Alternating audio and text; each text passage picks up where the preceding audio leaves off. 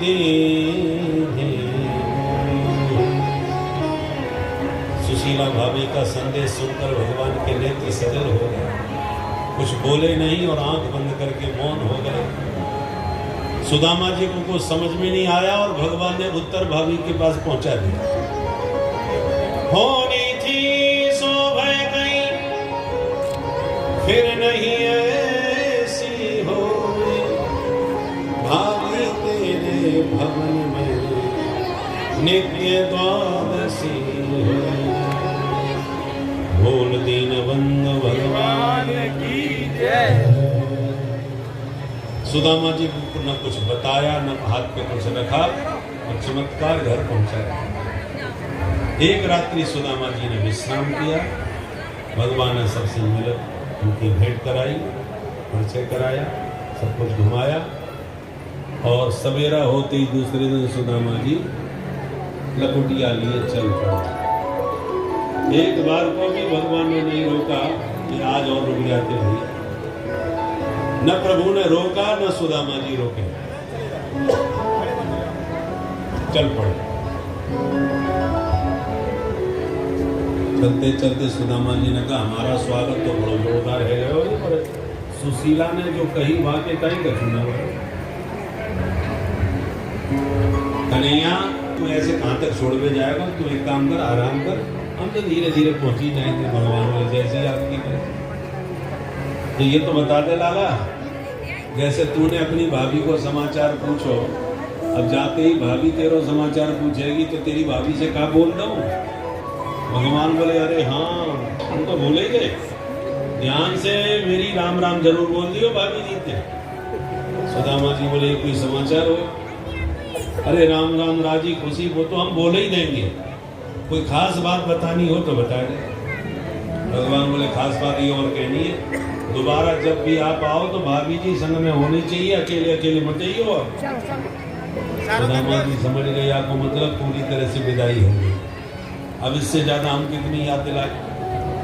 ठीक है भैया, भगवान ने चाहा तो फिर मिलेंगे और कह के चलेंगे। चलते चलते सुदामा जी रास्ते में सोचते जा रहे हैं, वाहम दरिद्र पापिया व कृष्ण श्रीनिकेतन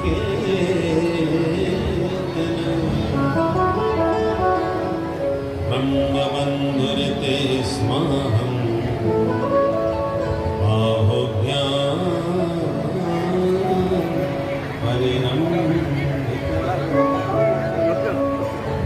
कहाँ तो मेरे जैसा दीनहीन मलिन और कहाँ साक्षात द्वारकानाथ श्रीपति लक्ष्मीपति, और धन्य है उसकी महिमा।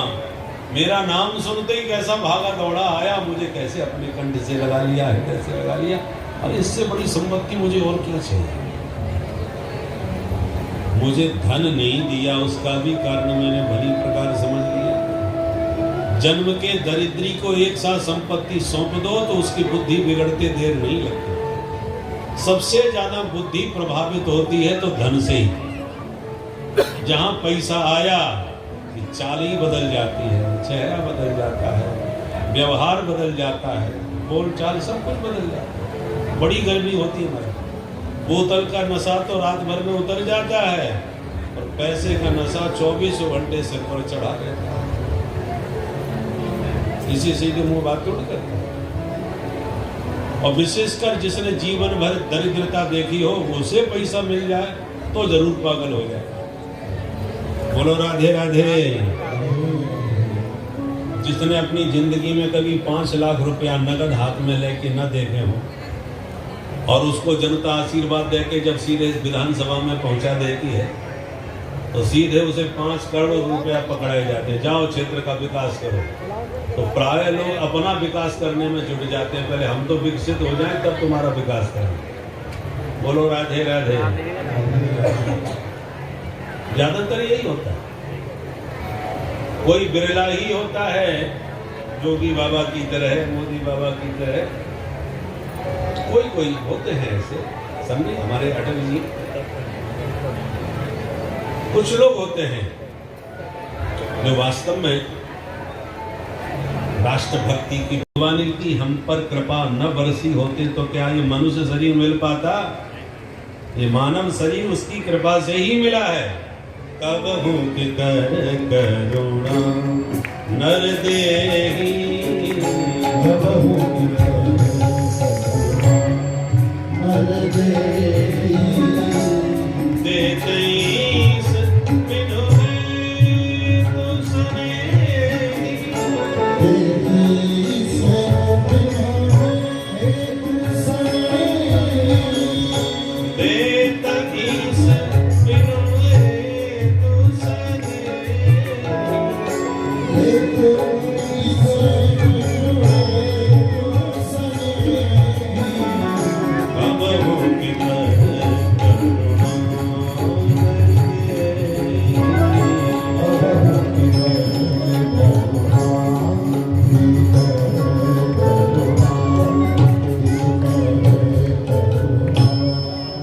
भगवान ने कृपा करुणा करी तो ये नरदेही हमको मिली।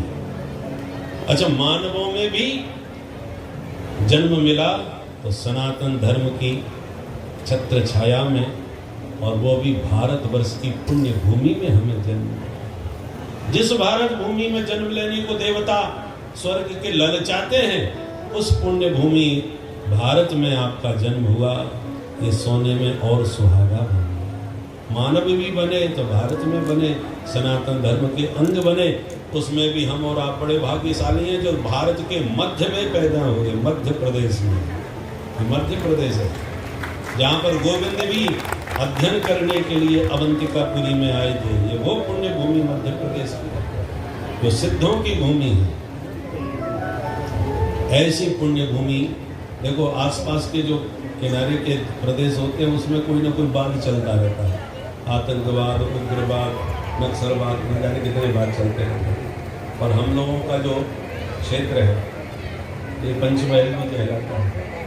हम लोग तो पंचमहल में बैठे हैं, सब प्रकार से सुरक्षित हैं, कोई गड़बड़ नहीं है, सब प्रकार से। यहाँ कोई बात नहीं, निर्विवाद, सब वादों से परे, कोई विवाद नहीं, यहाँ तो केवल संवाद। ऐसे सुंदर सुरक्षित मध्य प्रदेश में भारत की पुण्य भूमि के बीचों बीच आप विराजमान हैं।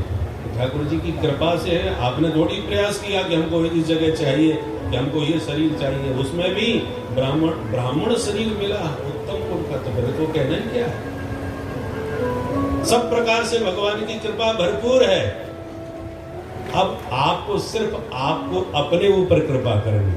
भगवान ने तो कृपा में कोई कसर नहीं छोड़ी, सब प्रकार का आपको वातावरण दिया। एक से एक सिद्ध संत सरल स्वभाव के मिल गए। हमारे धूमेश्वर महादेव में देखो महाराज, एक धूमेश्वर महाराज पहले तो थोड़े लड़खड़ा से गए थे और उजड़ा सा लगने लगा था, और जब से पूज्य महाराज श्री पधारे हैं, उनका नाम ही है अनिरुद्ध बन जी महाराज, इन्होंने उसका वातावरण ही कितना दिव्य बना दिया। अब जाकर के लगता है कि वास्तव में चैतन्यता आ गई। धूमेश्वर महादेव के उस क्षेत्र में प्रवेश करते ही एकदम अपूर्व आनंद की अनुभूति होने लगी। ऐसे सिद्ध संत, आपने हमने कोई प्रयास किया था इनको पकड़ के लाने का, अपने आप भोले बाबा ने बोला लिया।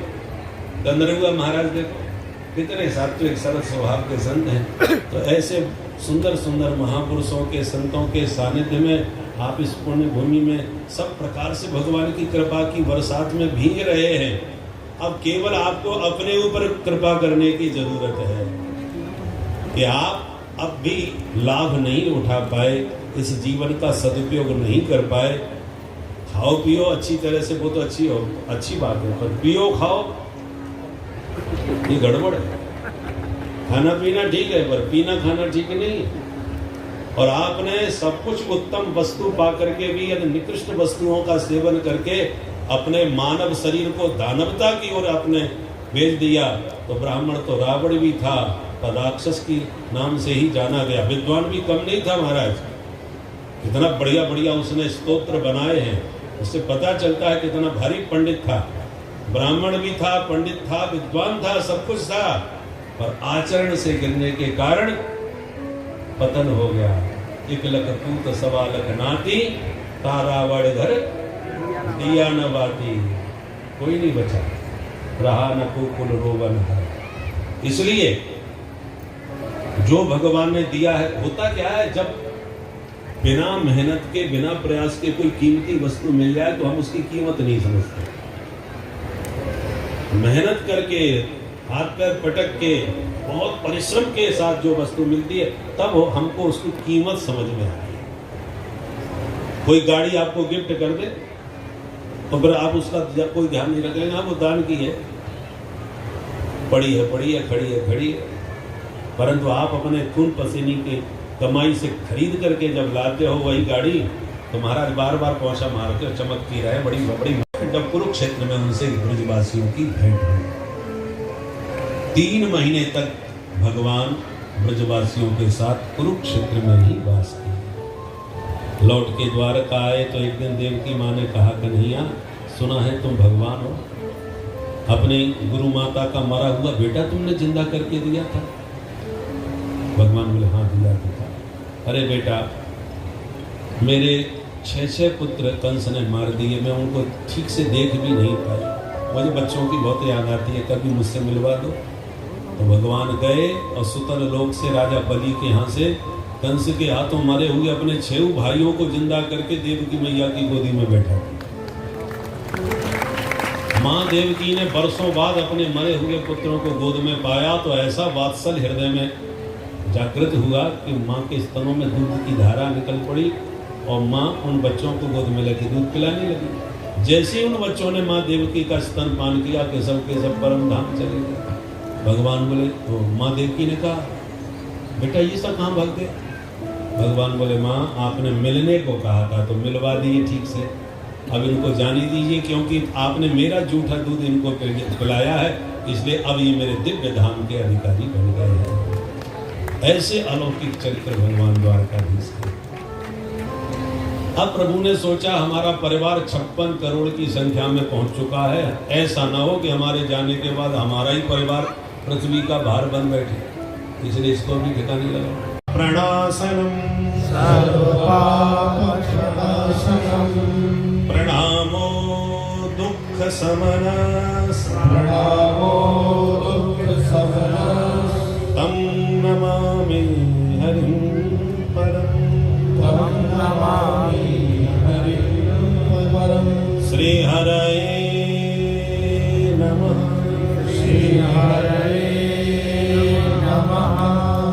ये भागवत का अंतिम श्लोक है, जिसका भाव यह है कि जो प्रभु का नाम संकीर्तन जीव के सारे पापों को धो डालता है, ऐसे गोविंद के श्री चरणों में हम सब मिलकर के बारंबार प्रणाम करते हैं।